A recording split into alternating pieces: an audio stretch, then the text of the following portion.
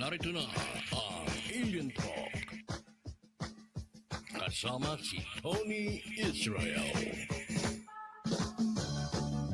Is it a plane? Is it a drone? Is it a UFO?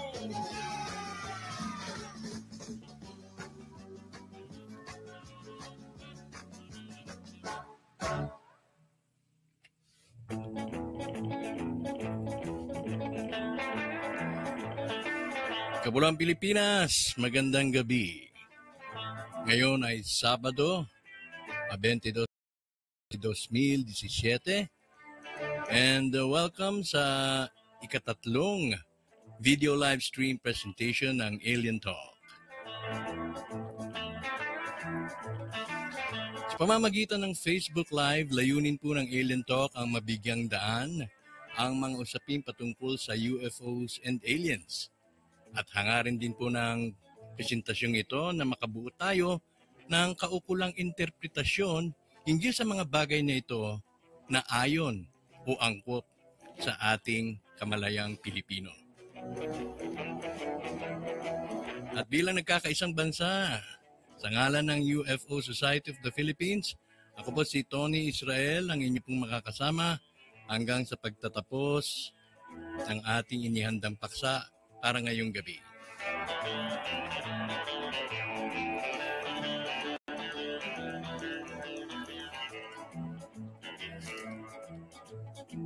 May tatlong pangunahing paksa po tayo ngayon. Ano po? Ang una po dyan ay yung unboxing ko. Mag-unbox tayo dahil tayo niregaluhan ni Mr. and Mrs. Christy Gunn ng organ pendants. Titignan natin ang laman nito, ha. Ito po gamit ko noon nung nagkaroon tayo ng conference noong 2011. Suit ko yan. At kakaiba ho yung spiritual yung tawag niyan, nakamalayan, no? Na nasa sa akin noong mga panahon na yan. Ha? So ito, i-unbox po natin yan maya-maya. At ang pangalawang tatalakayin natin ay patungkol sa UFO Watchers Philippines.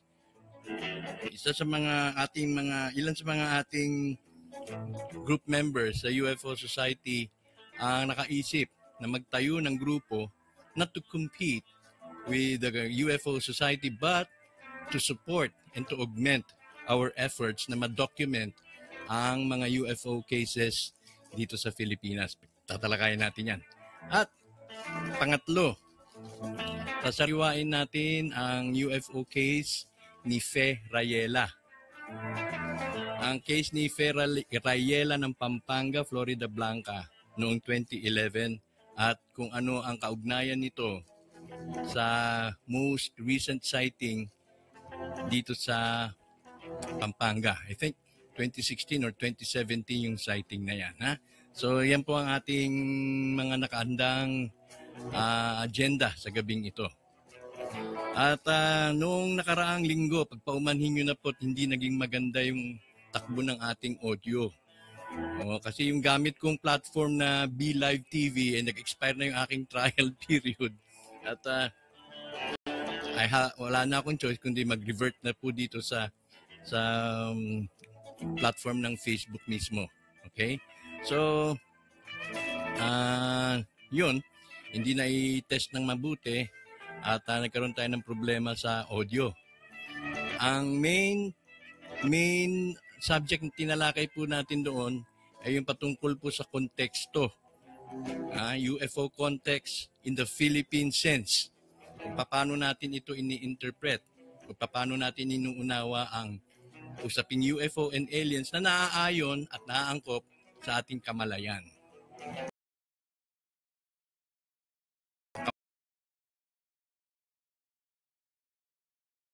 Ang approach nila ay external. Kumbaga external ang kanilang approach pagdating sa usaping aliens at UFOs. Meaning, doon sila nakatingala sa outer space na ni minsan hindi pa naman nila nararating.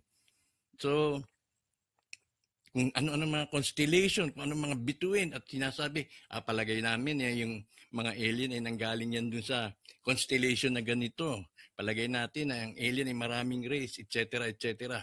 So nilalayo nila yung expanded ang kanilang pagkakaunawa hinggil dyan sa issue na yan.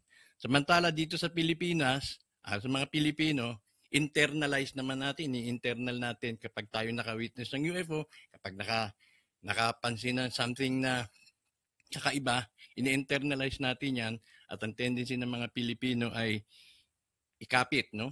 Iugnay ang ating mga karanasan sa Panginoong Diyos. Kaya pag kung kayo'y mapunta ho sa Banahaw, nako! Patungkol sa Biblia, anting-anting, tungkol sa Diyos, tungkol sa mga usaping spiritual. Magkakadikit yung mga parang maliliit na kapilya dyan. At kanya-kanya po silang talakayan. Yan po ang nagiging pastime nila ho doon sa palagay natin dito sa Dolores Banahaw. Nakapunta po ako dyan. Okay, so yun po ang naging konteksto at yan po rin ang ating misyon na magbuo tayo ng sarili nating interpretasyon, sarili nating findings, sarili nating pag-aaral hinggil sa usaping ito kasi ang mga nararanasan ng mga Amerikano, nararanasan sa ibang bansa, hindi naman po nararanasan natin dito or hindi naman po pareho ng setting. Ano po? Kapag tayo dito, ang setting natin ay panloob, ang ating interpretasyon din po pag tungkol sa mga ganyang bagay ay kakaiba rin. Kaya kung ipapattern natin sa Western thought, yung ating interpretasyon sa UFO ay wala po siguro tayong mararating na malayo-layo. Nililihis yung issue eh. No? Whereas kung meron tayo, siguro, mas mauna pa tayo magkaroon ng findings, mas mauna pa tayo magkaroon ng malalim na pagkakaunawa hinggil sa issue yan. Dahil sa mundong kinagagalawan natin, itong aliens at UFOs ay isang napakamasalimuot na issue. Nandiyan na yung disinformation, yung malimaling binibigay na impormasyon para maligaw lamang tayo. Nandiyan na rin yung misinformation. Minamali din nila, binabaluktot nila yung mga issue patungkol dito para with the intention na maligaw tayo sa pagkakaunawa natin, no? Kaya kung tayo meron ng sarili, edi atin na lamang yun for consumption na po ng Pilipino yun. At wala naman po tayong pananagutan sa kanino mang organisasyon. Kung sabihin man ng Mutual UFO Network na ganito ang aming findings, well, sa inyo yan. Pero sa mga Pilipino, iba ang interpretasyon namin. Mas nauna kami. Halimbawa, nandiyan ang grupo ng Brumoki. Nagkaroon ng wave of mass UFO sighting sa Pila, Laguna. At nagkaroon din sila ng grupo, nagkaroon sila ng samahan.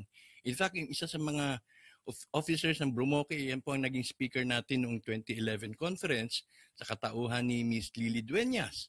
Nandiyan din yung mga nandiyan sa Banawe. May kanya-kanya rin po silang interpretasyon pahinggil dyan. So, as much as possible, pipilitin po ng Alien Talk, pipilitin ng UFO Society of the Philippines at ng UFO Watchers Group na magbuo tayo ng sarili nating pag-aaral, pagsusuri hinggil sa isyong ito. Bago tayo magbukas ng ating package, nais kong kamustahin, batiin magandang gabi ang ating mga viewers na ngayon. At magandang gabi sa inyong lahat, kay Volt, kay Marian, kay G, kay Ray Galutera, kay Janet, at kay Dana, at kay Brian Garcia. Okay, so ito, ang laman po nito ay pendant, yun po ang aking naasahan. Gawa po ito ni Mrs. Christy Gunn. Alam niyo, nakita ko kung paano ito ginagawa, napaka-intricate po. At, yan, bubukas ko lamang to. Siguro nanonood si Mrs. Gunn. At pinadala niya ito para aking suotin. Kasi ako nag-request sa kanya na bigyan ako dahil hindi ko kayang bumili. At dahil meron akong nararamdaman kakaiba sa tuwing suot ko ito Meron itong mga bato sa loob. Teka, neatly packed. At ayan. So, may mga bato-bato ho yan sa loob. Hindi ko ma-explain ito dahil napaka-technical ho na para sa akin unawain pa. May bato po yan sa loob. May binubuo ng mga bato, mga semi-precious stones, no? And meron po na mapapansin kayo na meron pong copper coil na nakalagay. Yan. At sa likod naman, ganoon din, may copper coil at meron ding aluminum dust. Ang purpose po nito ay makakandak ng electricity, makakandak ng positive energy, at pinoprogram mo ito. Kapag ito ay natanggap mo, bago mo, meron pong mga bato na naaangkop po sa particular purpose mo. Halimbawa, ang purpose mo ay better health. Meron silang ipiprescribe o meron silang isasuggest na dapat na particular na bato. Ay kung halimbawa ang purpose mo patungkol sa pag-ibig, ipoprogram mo ito. Kung gusto mo patungkol naman sa makabuti sa iyong pananalapi, pwede mo rin itong i-program. So, ito merong nakaka-enhance ng conductivity. Dahil nga dito sa copper coil at dito sa aluminum dust. Alam nyo, may mga teorya na nagsasabi na tayo daw po ay electric. Tayo daw po ay may taglay na elektrisidad na hindi lalagpas sa 20 watts. Naniniwala po ba kayo doon? Ako nung mamamatay na yung aking ina, sabi ko ng doktor Sir, pasensya na ho kayo hindi ko alam kung paano ko sasabihin sa inyo. Pero yung nanay nyo mahina na po ang kuryente. So napag-isip ako noon. Bakit naman nasabing kuryente? Puso yung nag-uusapan natin. Yun pala, siguro, yung puso, yun ang nagpapump ng kuryente sa atin. No? Kapag nawalan tayo ng kuryente, wala na rin tayong buhay. So, tayo pala ay may taglay na kuryente. At kung meron po kayong tester, halimbawa, may tester po tayo. Yung isang pole, ilagay mo dito at yung isa dito, makikita po natin yan na yung tester ay gumagano. So, may kuryente nga. Now, ito sa susunod na show aking isusuot. Maraming salamat sa iyo, Fred and Christy Gunn. Siguro sa susunod magkaroon po tayo ng segment para maipaliwanag ninyo ang birtud ng mga organ pendants na ito, ha? Dahil hindi ko ito mapaliwanag kahit anong explain ho nila sa akin noon, medyo technical po siya. Now,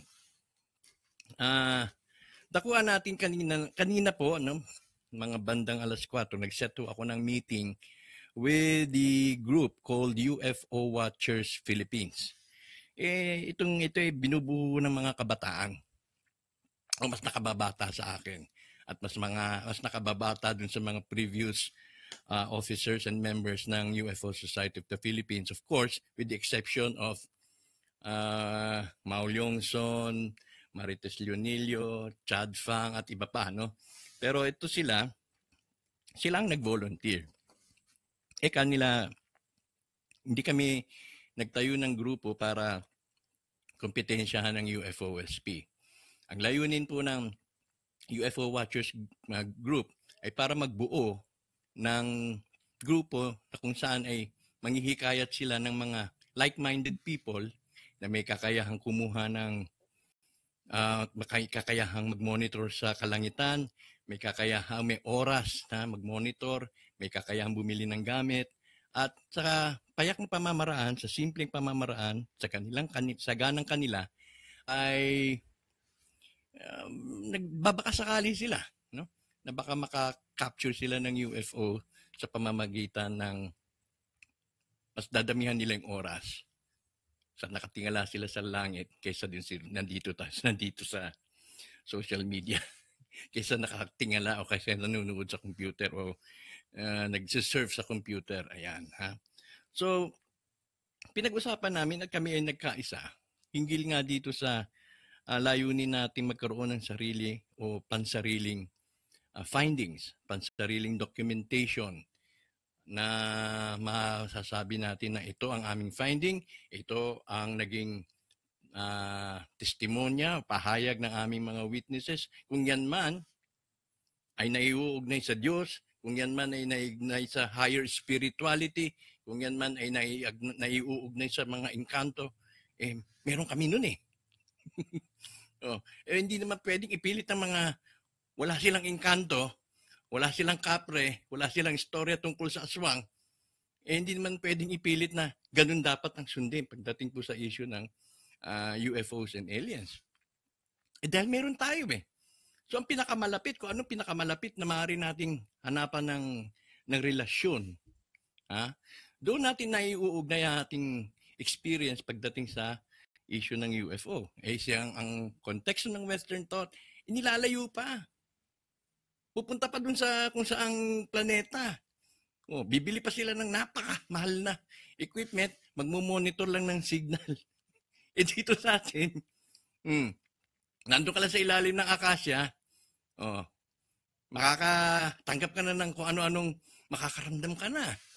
Hindi natin sinasabing UFO yan. Hindi rin natin sinasabing alien siya. Pero, may kinalaman yan sa pagtaglay nating elektrisidad. Ang akasya po pala ay isang puno na conductor. Nakaka-conduct ng electricity. Isa pa rin malaking palaisipan yan. Kaya, hindi po sa larangang ito, hanggat walang nagpapakitang alien, walang nagsasalita na ito ang inyong itanim sa isipan. Hanggat walang nagsasabing ganon, wala pong makakapag-claim ng exclusivity ng knowledge hinggil dito sa issue na to. Hanggat nandito tayo, bubuo tayo ng grupo at magbibigay tayo ng konsultasyon sa bawat isa, uugnay, magpagtatagni-tagni natin ng mga kwento, mga salaysay. Isama na natin yan yung mga mytholohiya, legends, mga pamahiin. Isama na po natin yan. Huwag po natin sasabihin na ang issue ng UFO ay pang siyensya lamang. Dahil wala po tayong mararating. Dahil ang nasa mismo, hindi naman ho nila wala naman ho silang binibigay. Wala naman silang binibigay na straightforward answer kung ano ito. In the absence of which, malaya tayong makapagbigay ng sarili nating spekulasyon. Kaya, hindi tayo maghihipokrito dito. Tanggapin po natin ang mga salaysay na ating natatanggap, ating nasasagap, at maaari po nating infuse ito at saka po natin i-eliminate kung ano yung mga sa tingin natin ay hindi na o irrelevant na.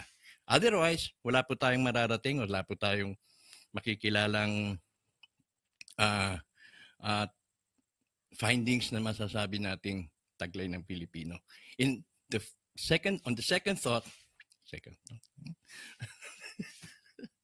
ang UFO po, ang term na UFO ay invento po ng Amerikano yan. Nagsimula po yan doon kay Kenneth Arnold na isa pong piloto sa Amerika na nakakita at nireport niya at na pinanganak ang terminolohiyang unidentified flying object or UFO. Bagaman, as early as 1900s, wala pang gera, wala pang 1947, ay kinilala na ito as mga flying saucers. I think si Adamski isa sa mga pioneers dyan, George Adamski, pagdating sa description na ibinigay. Now, a year later, dito naman sa Pilipinas, may American pilot sa Clark Air Base, yun din, ay nakakita rin siya ng UFO. Dito sa Pilipinas, at kinilala rin sa terminolohiyang UFO. Since then, ilang years na yan? 70 years? Wala pa rin. Okay? So, nawa, sa pagkakabuo natin ng UFO Watchers Group, ay unti-unti natin ma-compile, mabuo muli ang mga findings na atin pong nakolekta. Magmula nung ako ay naka-encounter ng UFOs noong year 2000, year 2001, year 2004. Magmula nung period na year 2000 hanggang sa pangkasalukuyan, ay maaari pa po natin yan mai-record, mai-document, at mai-presenta. And in fact, nung nakaraang convention ng UFO Society noong 2011, ni-raise ko po yan tungkol po sa konteksto at sa perspektiva. At ngayon, ito rin po ang isa sa mga pinapahayag ni Gerard Artsen, isa sa mga naging speakers natin na importante, ang kilalanin ang perspektiba ng bawat bansa. Unfortunately, sa Asia, sa Southeast Asia, Pilipinas, kahit tinataguri ang modern killing field, mayaman po tayo sa salaysay patungkol sa UFO at aliens. Yung mga makapansin nyo sa group page po natin, mga taga Thailand, taga Vietnam, nandoon sa atin kaya hindi nila naintindihan yung ating kasi wala po silang representasyon doon sa kanilang bansa. Okay? So, para po sa UFO Watchers Group, makipag-ugnayan lamang po kay Mr.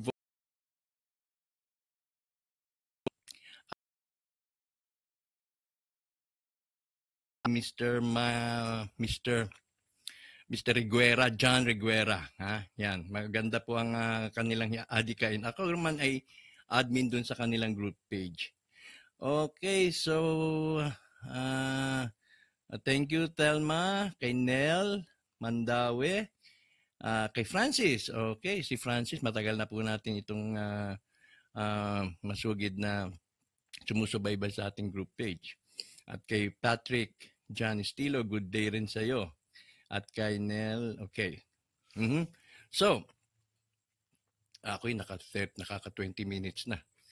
Dito pa lang tayo dito sa Orgon, sa UFO Watchers Group. At ito ngayon pinakatampok nating talakayan at tatalakayin. Kay Dana, nabanggit ko na ba si Dana? Yes, okay. Patungkol kay Fe Rayela.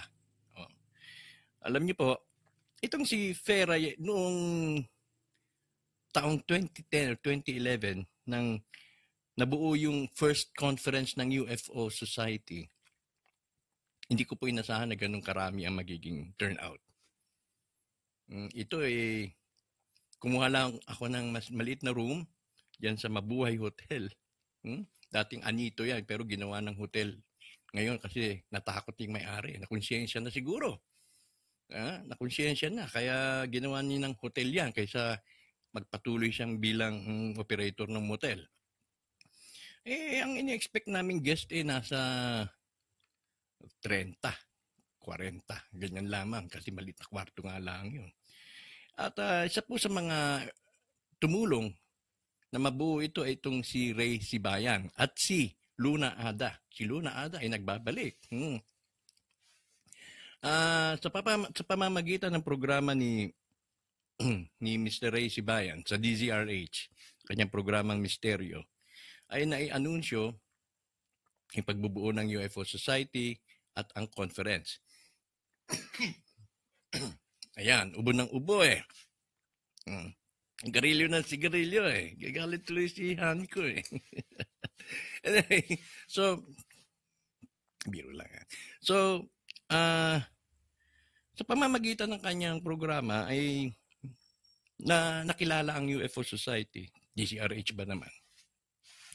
Kaparte niya sa Yeluda kapag dumarating yung sumasapit yung kanyang programa na Misteryo. Dito napag-usapan ng issue tungkol sa UFO.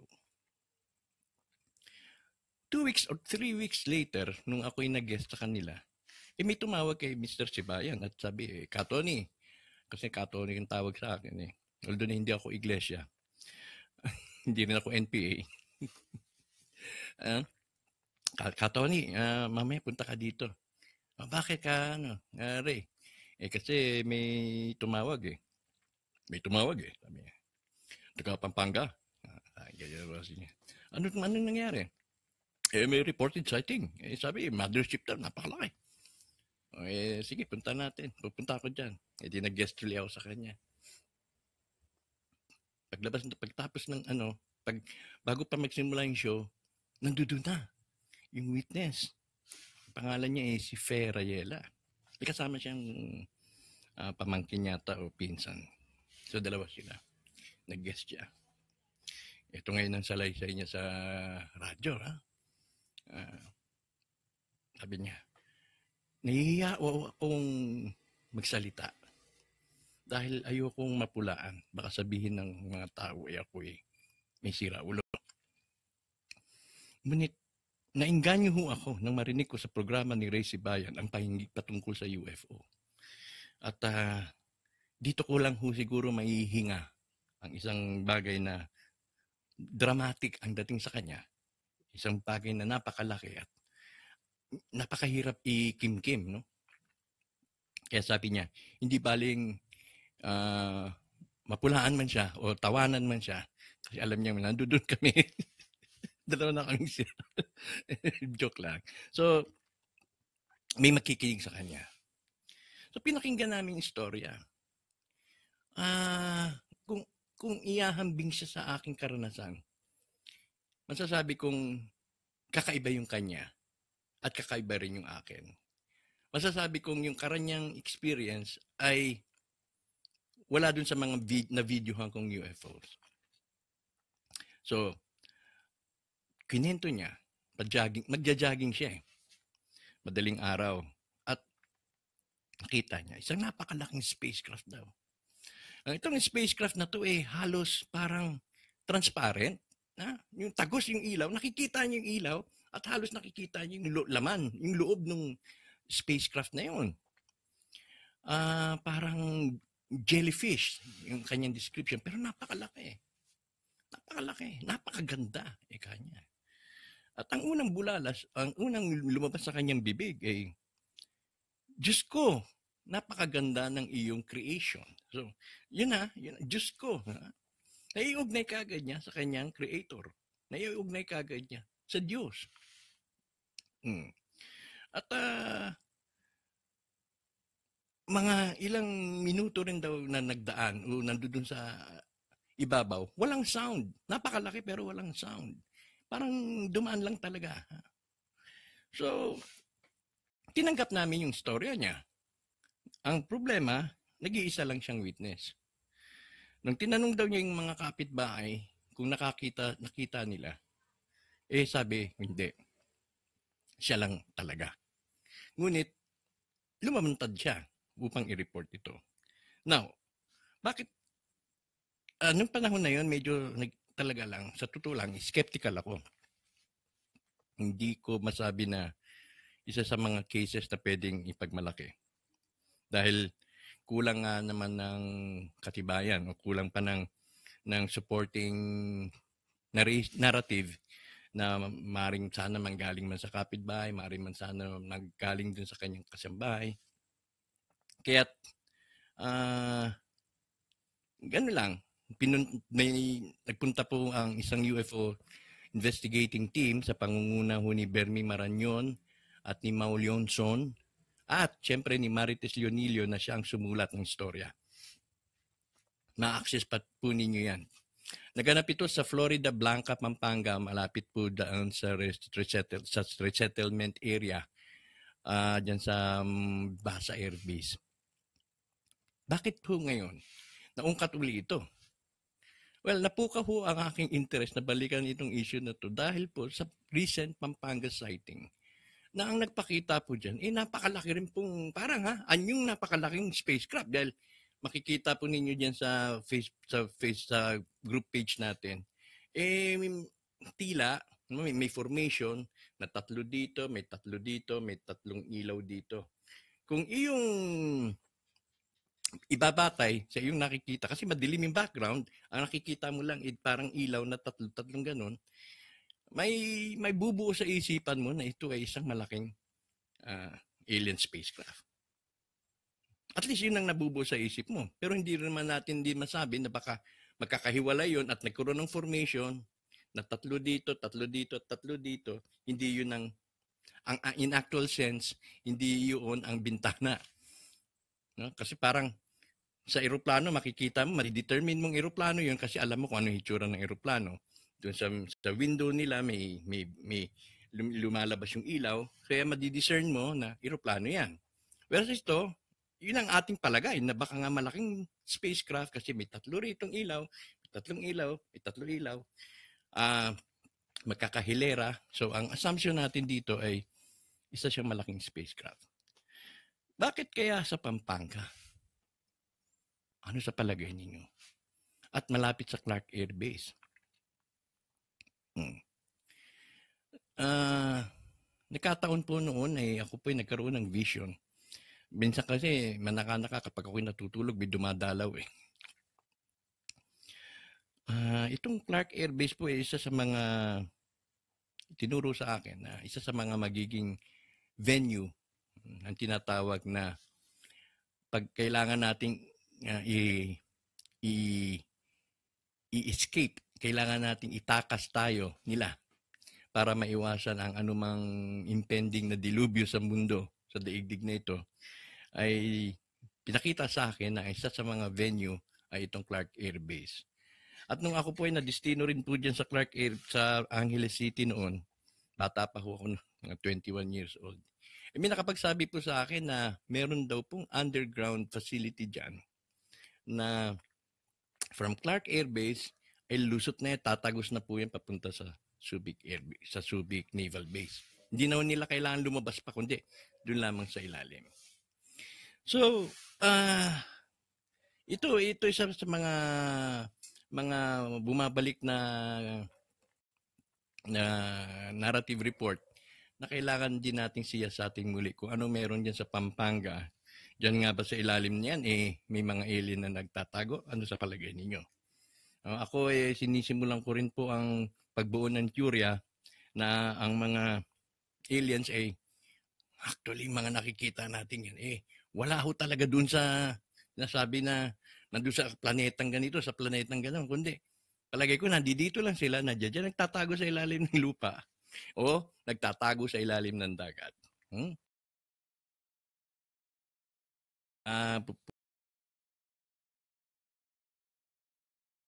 mga aliens.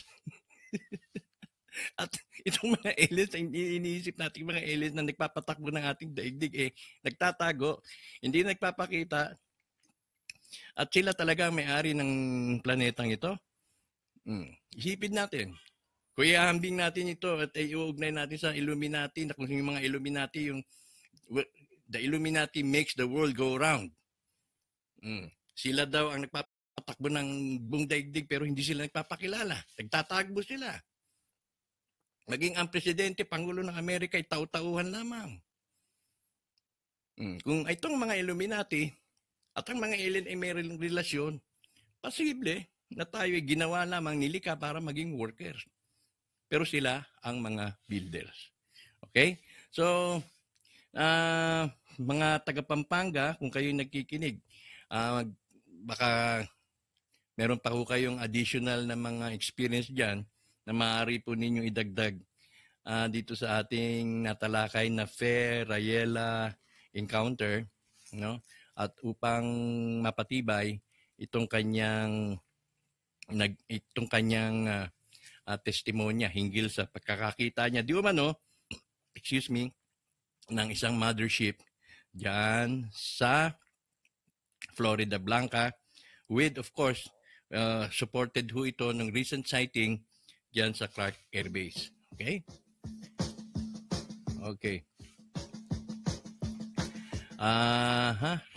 Alien Talk. Kasama si Tony. Nating tugunan ang ating mga comments dito. Is it a plane? Ito yung Filipino context, ha? Pakinggan nyo. Oh, drone! Is it a UFO? Pinoy na Pinoy ang dating, ha?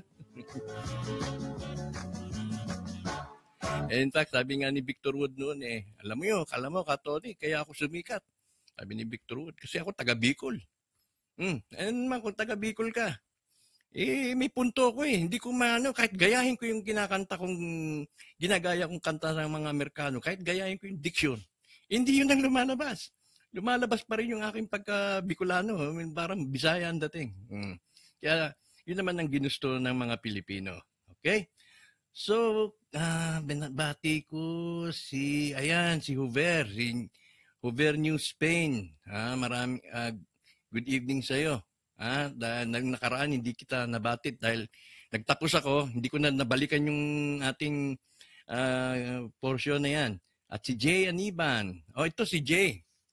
May experience ito sa Caloocan area. May ka-experience siya nakuna niya ng picture yung UFO dun sa malapit dun sa kanilang attic, dun sa kanilang terrace. Pero sa childhood niya, meron din siyang kakaibang naging karanasan. No? Kadalasan po yan kasi childhood eh. Maski ako, nung ako'y nasa 13, 14, may mga paranormal experiences din ako. Nagsisimula ho yata sa ganun. Parang ino-orient ka na. Kinukondisyon ka na. Para pagdating nila, hindi ka na matakot. Si Franz Reyes, maraming salamat. Franz, madaming sightings doon, sir, sabi niya. Saan kaya ito? Sa Pampanga ba? Okay, sa present. Yung UFO, sa QC. Present po. Sino kaya ito ang member natin? Admin natin. Ito ba si Reggie? Ito ba si Christine Carion? Okay. Mabalikan ko ng konti itong itong pagkuha ng video. As much as possible, pagka nakakita ho kayo, wag ko tayo masyadong aligaga. Kaya ko nung araw, nung ako'y naka-experience yung unang-una, talagang aligaga. Ang aking attention doon kagad sa object. Hindi ko tuloy nakuha ng establishing shots yung nandito sa baba. Kaya nung ako'y inimbestigahan, isama ba akong kinunan? Bakit wala akong nakita ng nahagip mong puno, nahagip na bahay? Buti na lang may nahagip akong bahay. Buti may nahagip din akong mga kapitbahay na nanunood. Ayun. Kung hindi, baka sabihin ng dating daan, nasa flashlight lang ako. Ba't ko nasabing dating daan? Dahil yan yung aking mga material, pinakita ko na ho yan noon sa TV sa SBN 21. Hindi pa uuso yung mga ganito sa Facebook at sa YouTube na nagsasalitang mag-isa. Ako nagsasalita na as early as 2002. At napapanood ang dating daan, Iglesia ni Cristo, ganyan. At yan, ako, texting noon, texting. Sabihin, ay, nako, ano lang yan? Diyan lang yan sa itim na kurtina at flashlight na iniikot-ikot. So, ang suggestion ko sa mga nagnanais na at tumingala sa langit at baka nagbabaka sakaling may mahuli, wag po tayo masyadong alilgaga. Easy lang. Gaya ho dun sa Capiz. Kasi may tendency yung mga UFO na yun, bumalik-balik eh. Habang meron silang tinatrabaho sa particular area, babalik ho yan. At the same pattern at halos at the same time. Yung oras, alam mo, nakita nung Lunes ng alas 7, baka bumalik huli yan ng Miyerkules, alas 7 rin. So, nangyari naman dito sa Capiz, inabangan ng mga taga-media. Nandun yung taga-Channel 7, meron din doon sa local media na cable channel. Nagtago sila. Hindi sila nagpalata, pero ready na yung kanilang handycam. Madilim na doon kasi, siyempre, probinsya pala yan. Madilim na doon. Tago sila. Ito na. Ayan na, dumating na. Yan. Nako, nung nagpakita na yung UFO, nataranta na sila. Nagkanya-kanyang takbo, nagkanya-kanyang tago. Hindi na nila na-shoot masyado yung object. Although, due credit na may nakunan silang footage doon. Yan, na dinibank naman ng Pag-asa ni Joe Mendoza. Jose Mendoza, magandang gabi. At dinibank niya yan at sinabi niyang aeroplano daw. Paano magiging aeroplano wala namang strobe. Paano magiging aeroplano kulay pula? Paano magiging aeroplano hindi naman doon sa flight pattern? Sabi mong flight pattern reverse. Papuntang norte. Yung nakita nilang object papuntang south. Anyway, ganyan talaga kapag sa media, kung sino ang gusto nilang bigyan ng ipalabasin nilang tama o na-chop-chop yung mga footages. Kaya minsan magbuti na yung magsalita tayo, ha? Okay. Marami daw sa Pampanga. Okay, sana may mga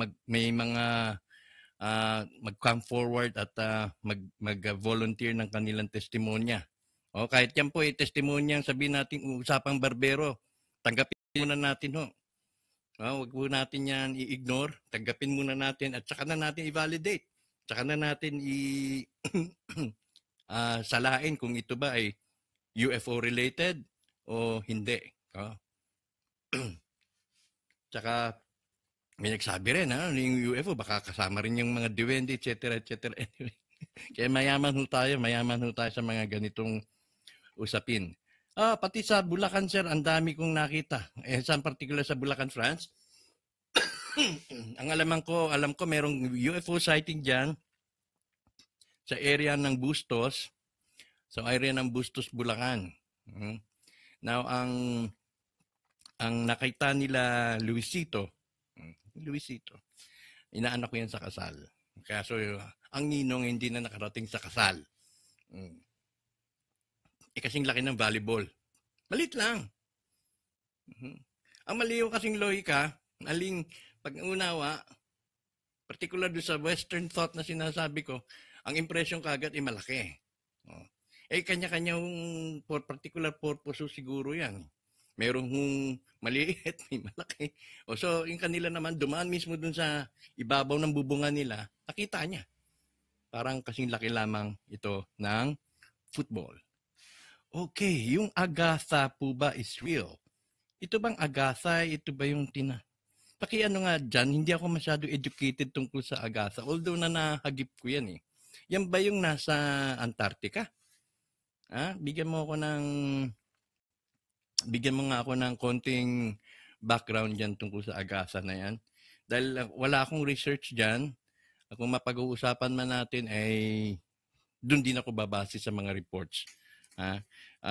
Pero ako, personal kong ayon sa aking nababasa, naniniwala ako sa unti-unting lumalabas ngayon patungkol dyan sa Antarctica. Naniniwala ako na baka meron pang hidden city dyan sa Antarctica na kung saan nandoon namumugad ang mga fallen angels, yung mga aliens na sa Biblia hindi na umuwi sa kanilang bayan nung sinabi ng kanilang commander, tara na! Balik na tayo! Sakay na! Boss, dito na lang kami! Bakit? Magaganda mga chicks. Ayun, magaganda mga chicks. hindi na sumakay sa space card, nagpaiwan. Kaya nagalit ang Diyos. Binansagan silang mga Israel. Okay, San Jose del Monte. Sir, red light na may white light sa gitna. At nagbi-blink-blink. At second, yung two objects na kasing laki ng Venus. Nakita namin ng friends ko. Okay, thank you, France. At beware din sa mga false reports. Mabalikan ko rin yung itong programa ni Paring Ray Sibayan. May nag-report po dyan. Taga-Caloocan. Sabi, may nakita ko kaming UFO. Sige. Submit picture. Submit ng picture. Walang video. Submit picture. Ang ganda. Pero skeptical na ako dahil ang UFO, mga kapatid, mga kaibigan, ay hindi po yan fully solid. Hindi po yan yung metal na metal ang dating. More on parang jellyfish. More on translucent yung material niya. Kaya dun sa testimony ni Fe Rayela, nang sabihin niyang tagus yung ilaw, halos nakikita niya yung loob, doon ako napaniwala na posibleng UFO yung kanyang nakita. Pero itong present ng mga bata, full solid talaga. So skeptical ako, baka hindi totoo, pero pinagbigyan natin. Sige, sabi ko, pwede ka ba namin puntahan para makapanayam ka namin? Ayaw na. Umiwas na. Hindi na siya nakaano sa pressure. Umamin naman siya na, sir, sorry. Gusto lang namin naman mabanggit sa programa ni Ray Sibayan. Okay, so yun. Pinake nila. Kaya, so UFO, ang kadalasan na, but don't take my word fully for it, no? Pero kadalasan po niyan ay indiscernible, kadalasan po niyan, hindi po siya fully metal ang structure. Kung meron man, baka mag-iisip ako na baka satellite yun. Okay. Sabi po daw sa labas ng Earth may hollow Earth. Oh. May butas daw sa center of the Earth at may sariling sun sa loob ng Earth. Yes. So, magandang subject yan, Patrick, no? At baka nga may sariling sibilisasyon doon. Okay, sabi sir, iba-iba naman po siguro yung mga UFO na bumibisita. Totoo yan.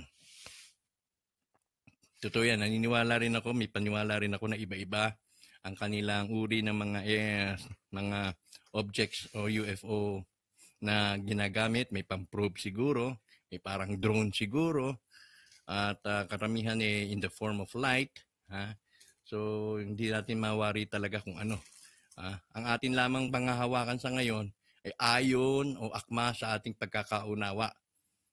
Kung kayo man ay nasa siyensya din, mabuti at mapalawig natin ang deliberasyon. Kung kayo man ay masabing hindi masyadong mataas ang pinag-aralan pero mataas ang spiritualismo, mabuti rin po. At nang sa ganun mapagsama-sama natin yung experience ninyo, karanasan ninyo, at dun sa karanasan ng mga nag-aaral, at sa pamamagitan ng synthesis ng knowledge ay makakabuo rin po tayo ng mga pag-aaral na masasabi natin ganang atin. Okay, so ilang minuto na lamang po tayo bago tayo mag-wrap up. Binabati ko si John Riguera, ito ang leader silang dalawa ni Volt de Guzman, ang leader ng UFO Watchers Group. Sama po kayo dyan. Kung kayo ay sa tingin nyo, gusto nyo makakuha makapag-aral. Okay, si Raymond, si Raymond Hamili. Kaibigan natin yan, bata pa to. Si Rachel Sura, magandang gabi. More power, thank you. At si Paulo Restrivera. Itong si Hovera, taga Iloilo siya. At sabi ko nga sa kanya, sana one of these days punta tayo dun sa dito sa Iloilo may tinatawag kasing UP, may lugar dyan na malapit sa UP Miagao. Na enchanted masyado. Marami na aksidente. Meron nga dyan may may-ari ng owner ng jeep. Na total wreck yung sasakyan niya.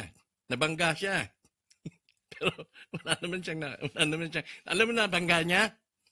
Sabi niya, nabangga niya barko. Pero highway yun. Ano yun? Yung may tinatawag na may project na Manhattan Project? Bakit naka-owner jeep siya? Buti buhay pa siya. Buhay siya. Pero na head-on niya, sabi niya, nabangga ako, barko. Hindi ako maaaring magkamali, nakita niya barko. So, palagay ko merong electrically charged yung area na yan at sana magkaroon tayo ng expedition. John Ray Cabrera, magandang gabi. Well, ito na, last question. Last comment. Teka, sabi ni Franz, may napanood po ako sa Mexico, metallic objects nakikita. Okay. Volt, yung mga entities or shadow people, posibleng mga interdimensional ET. Yes, posible.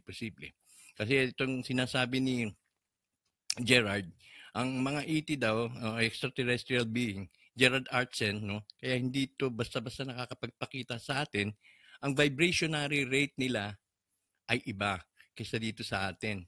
Tayo ay may tinatawag na density. And this what makes our body visible to us. Dahil dun sa density, yung bigat natin, yung composition natin. Samantala sila, wala silang masyadong density, kaya nahihirapan sila o hindi sila makapag-manifest dito sa ating kinagagalawan. O baka rin, binulag tayo ng lumikha sa atin. Baka nandiyan lang sila, pero hindi natin sila nakikita dahil banned ang ating mga mata. Restricted ang ating mga mata. So, gaya kanina namin pinag-usapan, posible. Ng mga aliens, sa kanila to, at tayong mga nilikha lamang ng mga aliens. Posible. Dahil yan naman din ang sinasabi ng Biblia eh. Oh, ang sinasabi ng Biblia, nilikha niya yung mga tao eh. Nilikha ng Diyos ang mga tao.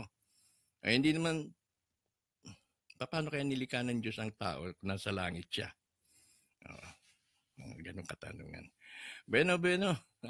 Hanggang dito na lamang po. Mag-iisang oras na tayo at ako'y nasasarapan naman magsalita.